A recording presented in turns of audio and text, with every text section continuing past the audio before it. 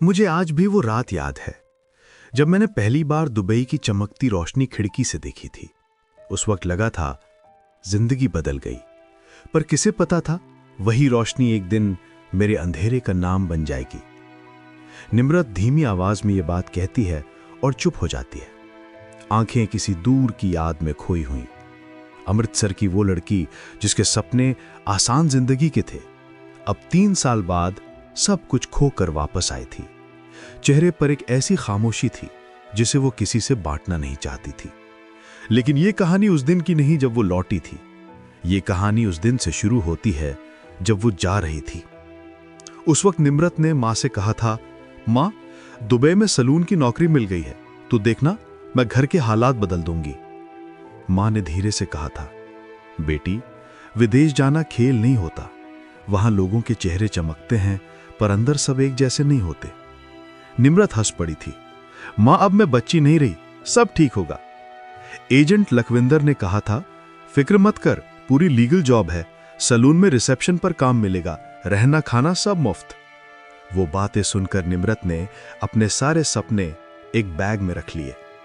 हवाई जहाज में बैठते हुए वो सोच रही थी, जब पहली तनख्वाह आएगी मां के लिए सोने की बालियां लाऊंगी।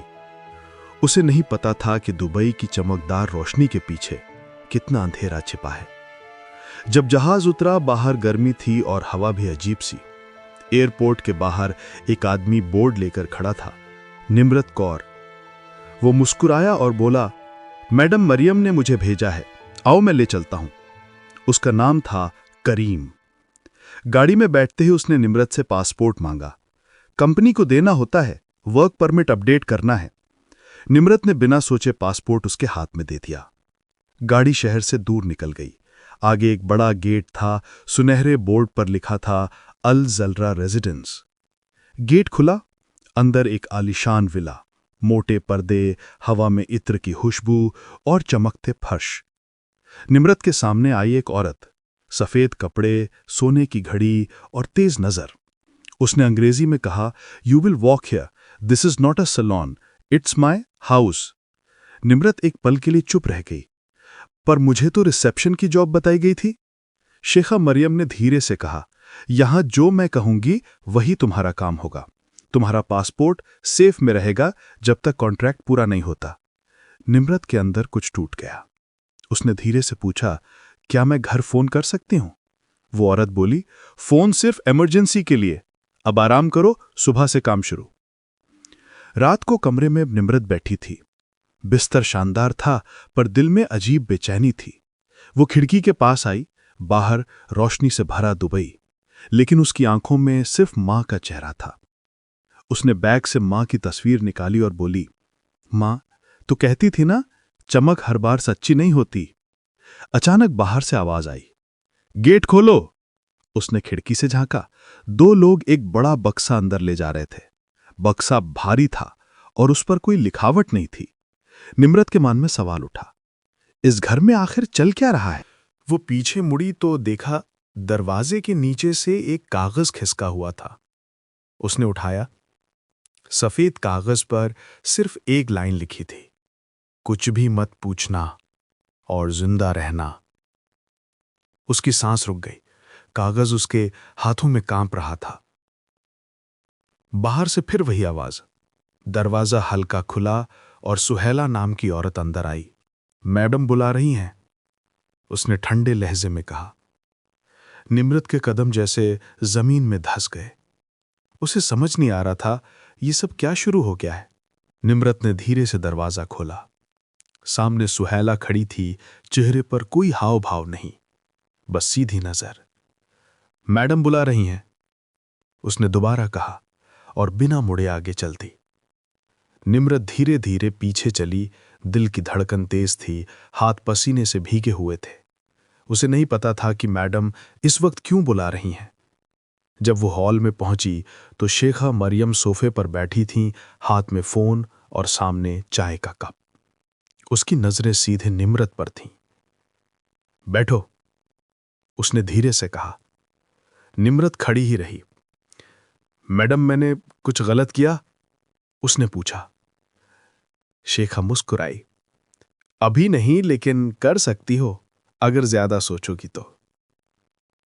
निम्रत के मुंह से कोई जवाब न निकला। शेखर ने चाय का कप रखा और बोली, यहां काम आसान नहीं है, लेकिन ईमानदारी से रहोगी तो सब ठीक रहेगा। और हां, बाहर किसी से बात करने की जरूरत नहीं, समझ गई? निम्रत ने सिर हिला दिया। मन में हजारों सवाल थे पर बोलने की हिम्मत नहीं थी। वो कमरे की तरफ लौटी तो हॉल के कोने में रुखसार दिखी, एक और लड़की जो वहां काम करती थी। रुखसार ने हल्के से मुस्कुराया और कहा, तू नई आई है ना, डरना मत, पर यहां बहुत कुछ वैसा नहीं है जैसा दिखता है। निम्रत ने पूछा, क्या मतलब? रुखसार बोली, समय आने पर समझ जाएगी, और चली गई। दिन गुजरते गए। निम्रत सुबह से रात तक काम करती, बच्चों की देखभाल, कपड़े धोना, फर्श साफ करना। शेखा कभी कभी बस ठंडी आवाज में आदेश देती, फोन मत उठाना, गेट से बाहर मत जाना। निम्रत अक्सर खिड़की से दुबई की रोशनी देखती और सोचती कि क्या यही वो सपना था जो मैंने देखा था। एक शाम जब मैडम बाहर गई थी तो उसे किचन के पास वाले कमरे से आवाज आई, क्लिक क्लिक, जैसे कैमरा चल रहा हो। वो धीरे से पास गई, लेकिन दरवाजे पर ताला लगा हुआ था। उसने कान लगाया, अंदर से किसी की आवाज आ रही थी, फोटो क्लियर आ रही है, नाम सही लिखा? निम्रत पीछे हटी। दिल जोर से धड़क रहा था। रात को उसने रुखसार से पूछा, उस कमरे में क्या होता है? रुखसार ने कहा, वहां कभी मत जाना, वहां सब कुछ कैमरे के नीचे है। निम्रत चुप रही, लेकिन दिमाग में वो आवाजें गूंजती रहीं। अगले दिन करीम आया और बोला, निम्रत, मैडम ने कहा है ये पैकेट गेस्ट हाउस तक पहुंचा दो, छोटी गाड़ी से आ जाना। निम्रत ने पैकेट उठाया पर पूछा, अंदर क्या है? करीम बोला, जितना जानना जरूरी है उतना ही जानो, बाकी मत पूछो। रास्ते में वो चुप रही, बस सोचती रही कि उस पैकेट में क्या था। रात को जब सब सो गए तो उसने मां की तस्वीर निकाली और धीमे से बोली, मां, मैं गलत जगह आ गई हूं, पर अब क्या करूं? उसी वक्त दरवाजे के नीचे से फिर एक कागज आया। इस बार लिखा था, कल सुबह किसी से बात मत करना, कोई तुम्हें देख रहा है। निम्रत के हाथ कांप गए। उसने दरवाजे की ओर देखा, बाहर सन्नाटा था, पर उसे साफ महसूस हुआ कि कोई वहां खड़ा है और उस पर नजर रख रहा है। वो पल उसे समझ आ गया कि ये घर सिर्फ काम की जगह नहीं, कोई रहस्यमयी ठिकाना है। पर असली बात वो नहीं जानती थी, कल जो होने वाला था वो उसकी जिंदगी का रुख बदल देगा। सुबह जब निम्रत उठी तो घर अजीब सन्नाटे में था। न बच्चों की आवाज, न मैडम की चीखें। वो धीरे से किचन की तरफ गई तो देखा सुहेला और करीम गेट के पास कुछ बात कर रहे थे। जैसे ही वो पास जाने लगी, करीम ने उसकी ओर तेज नजर मारी और इशारे से पीछे रहने को कहा। वो रुक गई और कमरे में लौट आई। दिल में एक ही सवाल, कल रात कौन था जिसने मुझे वो कागज दिया था? वो कमरे की तलाश करने लगी, शायद कुछ मिले।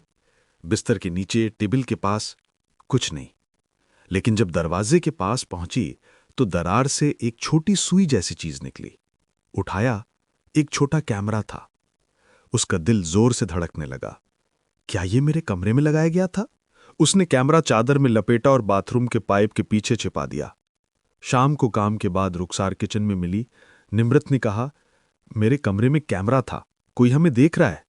रुखसार डर गई, चारों तरफ देखा। यहां हर जगह कैमरे हैं, बस दिखते नहीं। वो सारे फुटेज काले कमरे में जाते हैं। निम्रत हैरान हुई, तूने पहले क्यों नहीं बताया? रुखसार बोली, मैंने बताया था, उसके बाद एक लड़की गायब हो गई। ये सुनकर निम्रत के रोंगटे खड़े हो गए। वो चुप रही, लेकिन मन में डर बढ़ता गया। रात को जब सब सो गए, वो धीरे से बाहर निकली और काले पर्दे वाले कमरे की ओर बढ़ी। दरवाजा थोड़ा खुला था, अंदर हल्की रोशनी थी। उसने झांका, दीवारों पर स्क्रीन लगे थे जिन पर घर के अलग अलग कमरे दिख रहे थे। हर स्क्रीन पर कोई ना कोई लड़की काम कर रही थी। अचानक उसकी नजर एक स्क्रीन पर गई, उसका अपना कमरा। बिस्तर के पास उसका बैग और मां की फोटो रखी थी, और स्क्रीन से आवाज आई, ये कैमरा कल नए एंगल पर लगाना। उसकी सांस रुक गई। पीछे मुड़ी, दरवाजे पर सुहेला खड़ी थी। सुहेला बोली, तुझे नहीं कहा था यहां मत आना? निम्रत डर गई, पर बोली, तुम ये सब क्यों कर रही हो? ये औरतें गुलाम नहीं हैं। सुहेला पास आई और बोली, तू सोचती है तू अकेली है? हर लड़की कभी ना कभी यही सवाल पूछती है, फिर चुप हो जाती है। निम्रत के हाथ कांपने लगे। उसने कहा, मैं चुप नहीं रहूंगी। सुहेला मुस्कुराई, ठीक है, फिर कल सुबह मैडम तुझसे खुद बात करेगी, वहां बोल लेना जितना बोलना है। अगले दिन जब शेखा मरियम ने बुलाया, वो हॉल में बैठी थी। निम्रत सामने खड़ी थी। तुझे पता है तूने क्या किया? शेखा ने ठंडी आवाज में पूछा। निम्रत चुप रही। तू कमरे में गई, कैमरा छेड़ा, ये नियमों की उल्लंघना है। अब बता, क्या तुझे घर जाना है? निम्रत की आंखें भर आईं। हां मैडम, मुझे घर जाना है, मेरी मां बीमार है।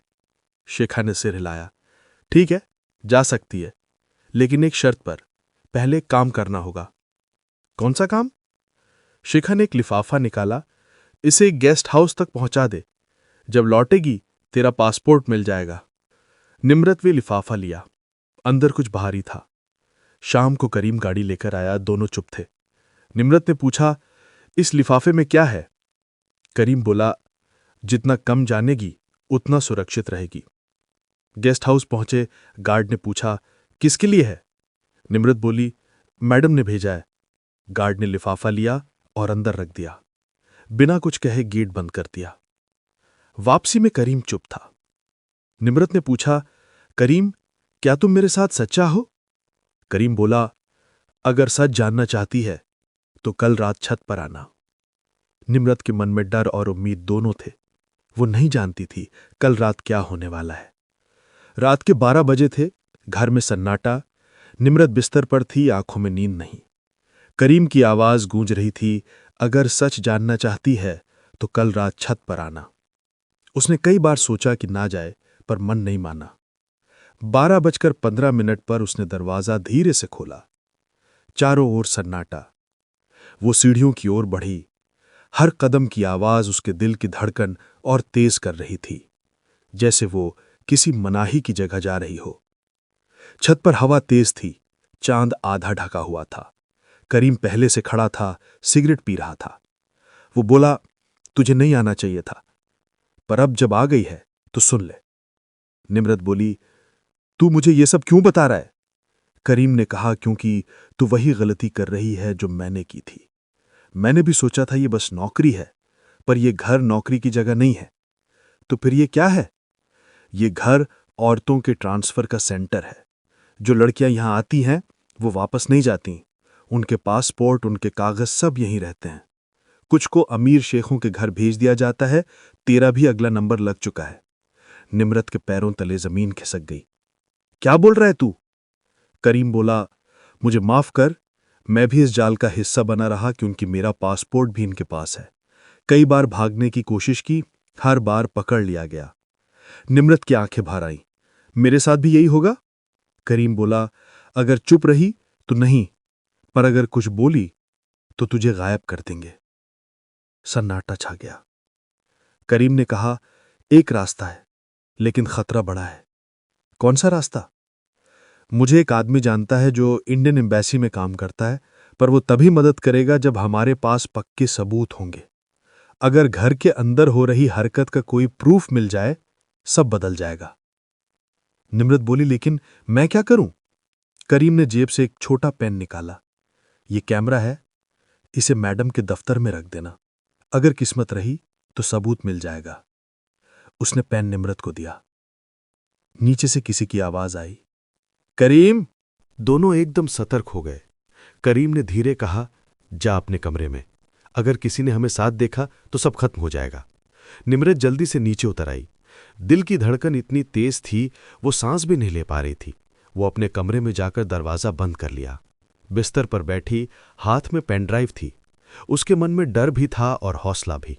उसने मां की फोटो अपने बैग में रख ली और फुसफुसा कर बोली, मां, अगर मैं बच गई तो घर आकर सब बताऊंगी। अगले दिन जब मैडम मरियम अपने दफ्तर गईं, निम्रत ने मौका देखकर पेन ड्राइव डेस्क के फूलदान के पीछे छुपा दिया। उसका दिल जोर जोर से धड़क रहा था, मानो उसने अपनी जान दांव पर लगा दी हो। शाम तक सब कुछ सामान्य दिखा, पर रात को उसे लगा कोई उसके कमरे के बाहर खड़ा है। उसने खिड़की से झांका, करीम नहीं था, कोई और खड़ा था, काले कपड़ों में, पूरा बदन ढका हुआ। वो धीरे धीरे दरवाजे की ओर आया और बोला, तुझे लगता है किसी को पता नहीं चला? निम्रत का घुटना थरथरा उठा। पेनड्राइव उसके हाथ से छूटकर जमीन पर गिर गया। उसने समझ लिया, जिस पर वो भरोसा कर रही थी, अब वही उसका सबसे बड़ा खतरा बन गया था। आवाज बोली, दरवाजा खोल निम्रत, हमें बात करनी है। दिल की धड़कन तेज थी, पर उसने कोई आवाज नहीं की। कुछ ही पलों बाद दरवाजे पर हल्की ठोकरें पड़ीं और फिर सन्नाटा छा गया। वो बिस्तर के नीचे बैठ गई, आंखें नम थीं, हाथ कांप रहे थे, पर उसने ठान लिया, अब डरने का समय नहीं, कुछ करना होगा। उसने अपना छोटा बैग उठा लिया और मां की तस्वीर उसके अंदर रख ली। सुबह के 4 बजे जब उसने खिड़की से नीचे देखा, 2 मंजिलों की दूरी थी। वो बारीक चादरें जोड़कर रस्सी बनाई और धीरे धीरे नीचे उतरने लगी। हर सीढ़ी पर डर बढ़ रहा था, जैसे वही कदम उसकी जिंदगी बदल देंगे। जैसे ही वो जमीन पर पहुंची, पीछे से आवाज आई, रुक जा निम्रत। वो मुड़ी। करीम वहां था, पर चेहरा गंभीर था, हाथ में फोन था। तुमने सोचा कि तुमको कोई नहीं देख रहा? करीम बोला। निम्रत ने पीछे हटकर पूछा, तुम भी उनका हिस्सा हो? करीम ने फोन उसके हाथ में थमा दिया और कहा, नहीं, सुनो, ये देखो। फोन पर वही दफ्तर की रिकॉर्डिंग चल रही थी। पेन कैम ने सब कैप्चर किया था। शेखा मरियम और एक आदमी पासपोर्टों और लड़कियों की डीलिंग के बारे में बात कर रहे थे कि अगले हफ्ते 3 लड़कियां रवाना कर देना, कागज सब रेडी हैं। निम्रत की आंखें भर आईं। तुमने ये कैसे किया? उसने हकीकत समझने की कोशिश में पूछा। करीम ने धीमी आवाज में कहा, मैं रात को तेरे पीछे गया था। मैंने पेनड्राइव का डाटा डाउनलोड कर लिया। अब मुझे तुम्हें एम्बेसी तक ले जाना है। वे दोनों गुप्त रास्ते से बाहर निकले। सड़क सुनसान थी, हवा गर्म और शांत। करीम ने एक पुरानी टैक्सी रोकी। जब तक मैं अंदर काम ना कर लूं, कुछ मत बोलना। वो दोनों एम्बेसी पहुंचे। सुरक्षा वालों ने पूछा, क्या मामला है? करीम ने कहा, ह्यूमन ट्रैफिकिंग। अधिकारी ने निम्रत को कुर्सी पर बिठाकर पानी दिया। अब तुम सुरक्षित हो बेटी। हमारी टीम काफी समय से इस गिरोह की ट्रैकिंग कर रही थी। निम्रत की आंखों में आंसू थे। उसने मोबाइल पर मां की तस्वीर देखी और फुसफुसाई, मां, मैं बचे हूं। उसी रात आरसीएमपी और दुबई पुलिस ने छापा मारा और पूरा गिरोह पकड़ा गया। शेखा मरियम, करीम का पुराना बॉस और अन्य लोग गिरफ्तार हुए। करीम को बाद में क्लियर चिट भी मिली, क्योंकि उसने सबूत दिए थे और कई लड़कियों को बचाने में मदद की। 3 महीने बाद निम्रत अमृतसर एयरपोर्ट पर उतरी। उसकी मां बाहर खड़ी थीं। दोनों आंखों में शब्द नहीं थे, बस गले मिलकर रो पड़े। ये आंसू दर्द के नहीं, राहत और सुख के थे। घर आकर उसने सब कुछ बताया। गांव की और लड़कियां एजेंटों पर सवाल उठाने लगी। किसी ने विदेश जाने का फैसला वापस ले लिया, किसी ने कागज ठीक कराकर ही जाने का निर्णय लिया। निम्रत अक्सर कहती थी, मैंने 3 सालों में सीखा कि चमकते शहरों में भी साए होते हैं, पर हिम्मत हो तो रोशनी खोजी जा सकती है। अब वो एक एनजीओ से जुड़ी है, जो विदेश जाने वाली लड़कियों को जागरूक करती है।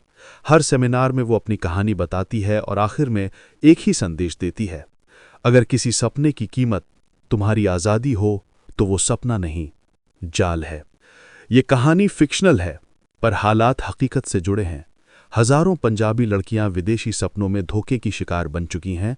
अगर आप किसी एजेंट या नौकरी की पेशकश पर शक करते हैं, तो कृपया अपने परिवार या सरकारी अधिकारियों से बात करें। ये कहानी केवल मनोरंजन नहीं, ये एक चेतावनी है। कमेंट करके बताओ, आपके परिवार से किस देश में आपके बच्चे या रिश्तेदार गए हैं।